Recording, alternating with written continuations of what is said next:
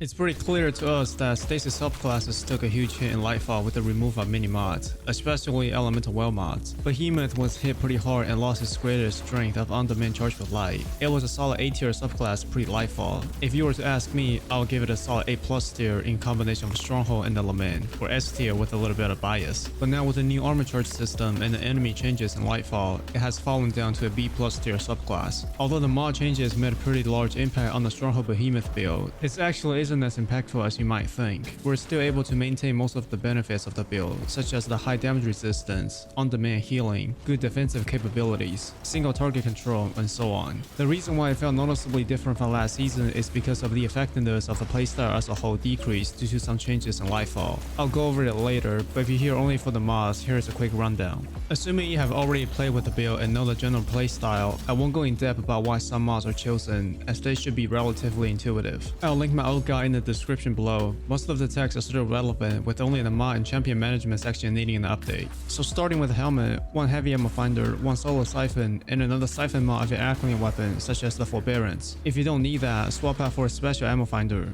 On the gauntlet, there aren't too many useful mods here other than grenade kickstart to help us with the grenade regen. But because it takes away all stacks of armor charge, I wouldn't recommend using it in activities where light levels are capped, i.e. when you need the extra damage from surge mods to deal with the big guys. On the chest, put on a concussive dampener, a melee resistance or elemental resistance according to the threat of the activity, and loosen blade. On the leg, put on 2 solar surge and 1 solar scavenger. If the activity that you're playing has overcharged active, swap out surge for a recuperation and an innovation with any mods of your choice. On the mark, put on 1 reaper and 2 time dilation.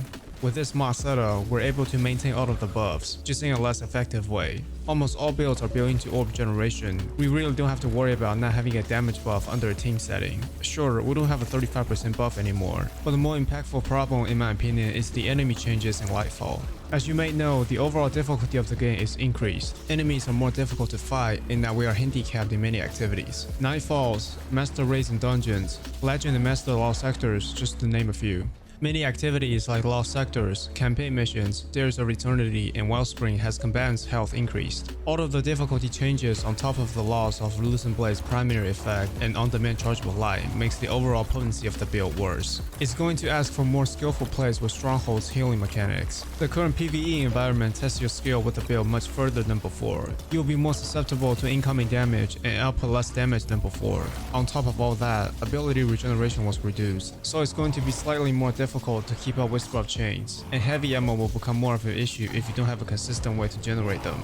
With that said, it's still my go-to subclass for Stronghold. The build is still very fun and quite effective in many activities. The only really noticeable struggle you will face will be in Grandmaster and Master contents, where you will be 20 to 25 light under, especially when solo. The performance is still great in a team, you just have to play more carefully and read the situation more than before. Grandmaster Nightfalls are right around the corner. I'll definitely be taking the build into GMs and see how well it performs. To summarize, the potency of the build has gone down. You'll face some struggles in certain Master and Grandmaster content, especially solo, but it's still really good in a team setting and contents below Master, and I still very much enjoy using it. Brings us that much closer to calamity.